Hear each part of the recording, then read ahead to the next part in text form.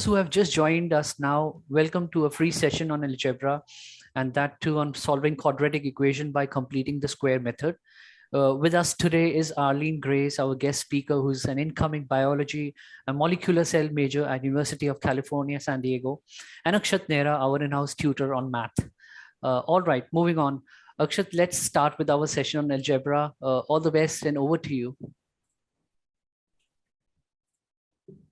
First of all, I would like to welcome you to this session, which is on quadratic equations. So we already had a session on these quadratic equations, which was taught by Sebastian. And in that particular session, we talked about the factor method. And in this session, we will be talking about the completing the square method, right? So first of all, basically, I would like to revise you some of the basic concepts of the quadratic equation, right? So I will be dividing this term which is quadratic equations, into two parts. Let us break down into two parts. So first, I will be talking just about the equations. So what the equation is? So it is nothing but a statement of equality. So what does I mean by this statement of equality is, like, there will be two statements. I can write something like this: 5 times 2 equals 10. So there is a statement on the left hand side and there is a statement on the right hand side, and I am like just saying that both of these are equals, and this is just the basic meaning of equation, like statement of equality. So let us talk about now about the quadratic equations.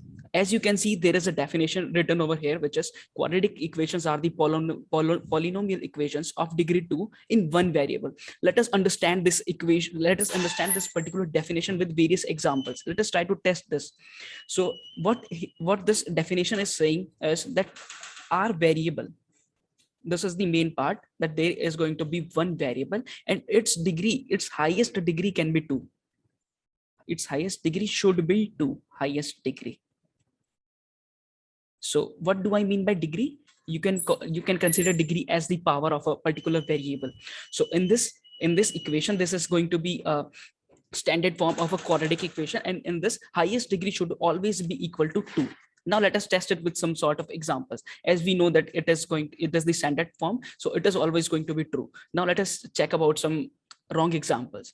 So if I write as ax square plus bx equals to 5 square, and let me remove this. So ax plus bx equals to 5 square. So is it a quadratic equation? It might be tempting, like there is a 2 written over here. It seems like it is a quadratic equation, but we have to focus on this part. This was the main part, that it should be a variable whose degree we are considering. So it should be the x whose degree we should considering, and the degree of x is 1, which is not satisfying our equation because I wanted that highest degree should always be equal to 2. So it is not true, right? So this was basically an example, and here you can see that the highest degree is 2. So it is a valid quadratic equation. So now let me give you an example where you might have seen this in real life. Like many of us like to know where is it going to be applicable, this particular part I'm learning quadratic equation, where is it going to be applicable? So when we hit a football, like from the ground, we all have played soccer, or we like watching soccer a lot. So basically when we shoot a football from the ground, it is going to follow a projectile motion, and it is going to form a shape of a parabola. So what is a parabola? We will be discussing about the definition of parabola, or like what are the properties, maybe in the next webinar. But we can for now, but we can say is it is going to be follow a shape of a parabola, and this parabola's equation can be written in form of a quadratic equation, right? So basically we are going to apply these concepts in another fields, like in physics. So this is going to be the main application of this part. So now let us talk about how many solutions can a quadratic equation have, and what do I mean by the solution. So when I write, let me write down something. So if I write ax square plus bx plus c equals 0. So this is going to be a quadratic equation. And what do I mean by the roots of the quadratic equation is, for what values like a, b and c are constants over here, they have fixed value. So for what value of x is this equation is true, like this is going to give me 0. So these are the numbers. So those values are going to be, like if I put inside the value of 1, it is, this equation will result in 0. If I put over here like -3, it is going to give me 0. This equation A, B, C are fixed values. So in that case, I will say that 1 and -3 are roots of this particular equation, right? So how many roots a particular equation can have? It can have at most 2 solution, and we have to take care that it is at most 2 solutions. And how many solutions are possible? 0, 1 and 2. 0, 1 and 2 solutions are possible for a particular quadratic equation. So let me tell you graphically how we can represent that. So this is going to be a parabola like the football shape. It is like upside down of that particular part. So what I can say is, we all know that this is the y-axis and this is the x-axis. So if I draw a parabola like this, so how many times my parabola is cutting the x-axis is going to tell me about the number of solutions. So in this case, is my parabola cutting the x-axis? No, it is not. So there are 0 number of solutions. And now moving next in this part, how many times my parabola is going to cut the x-axis? Just one time. It is only touching once. So there is 1 number of possible solutions.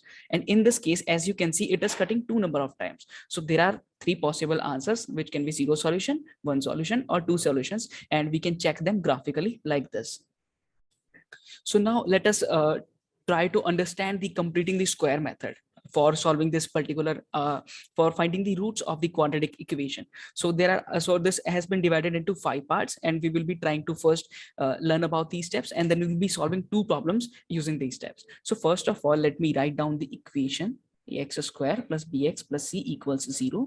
So the first step is we have to divide all the terms with the coefficient of x square. So what is the coefficient of x square? It is a. So I will be dividing all the terms by the value of a, which is the coefficient of x square. So so this part is done. So now let us talk about the next step. In the next step, it is saying that move the number to the right hand side. Which number? C by a. I have to move this on the right hand side. So for moving it on the right hand side, what I have to do is I have to subtract it on the left hand side, as well as I have to subtract in on the right hand side. So let us now do this. Ax square, so upon a, which is going to be just x square. We will be solving this in the later part. So bx square upon a, and it should be equal to minus c by a.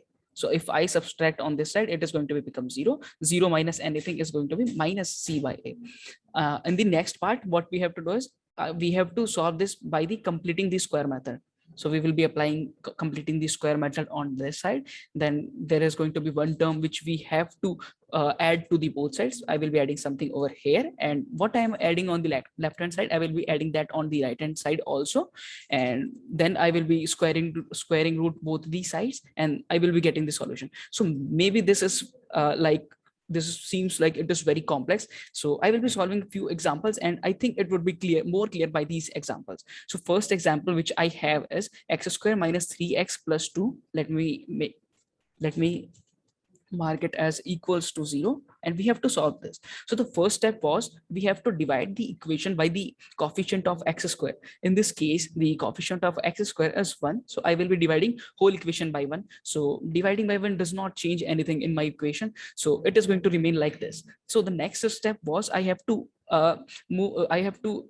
subtract this 2 on the both sides. So I will be subtracting 2 on this side. I'll be subtracting 2 on this side. It is going to cancel out. And so on this side, I will be having minus 2, which is written over there. X square minus 3x is going to be equal to minus 2. So now we have to apply the completing the square method on this side. And now let us apply that. I will be explaining. There are some less steps written over here. I will be explaining that. So let me write down first this equation. So first of all, what we have to do is we will be dividing this by 2. Right, let me divide it by 2, minus 3 by 2 x, and I will be squaring this term. Right? So what is it going to become? It is going to become 9 upon 4 x square, and there is going to be a negative sign over here. Right? So on the next part, what I have to do is I will be subtracting. I have In this case, as you can see, x square minus 3x plus 9 by 4 is going to be equal to minus 2 plus 9 by 4. I have added 9 by 4 on the both sides. I have added 9 by 4 on the both sides, and this was the term which I was having. And solving this, what I will be getting is x minus 3 by 2's whole square should be equal to 1 by 4. Now I will be applying root on the both sides. So what I will get is x minus 3 by 2 should be equal to root 1 by 4. So if I try to underroot 1 by 4, it is going to be plus minus, because the, wait a second, because the square of 1 by 2 is 1 by 4, and the square of minus 1 by 2 is also equals to 1 by 4. So I have to take care of both the cases. So I have written plus and minus over here.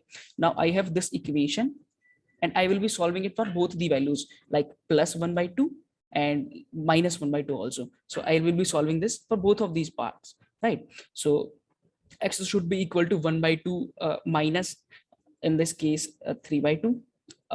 And I will be moving this on the left hand side, and also I will be first of all taking plus value in this case, and then I will be taking a negative value on this case, right? And after solving, what we get is the value of x is minus 2. Oh, sorry, the value of x is 2, or the value of x is 1, which are going to be roots, or you can see the solution of this quadratic equation. So the solution set is going to be 1, 2 for this particular part. So let us now try to solve the second problem. So the first part was divide everything with the coefficient of x square. So I will be dividing each and every part with the value of 2. So I will be dividing x square by 2. I will be dividing 5x by 2. I will be dividing 12 by 2. I will be dividing everything by 2. Now after dividing, what I will be getting is 2 is going to be cancel out. So x square. Next step is 5 by 2x. 5 by 2x over here. And then I will be getting 6 on the right hand side.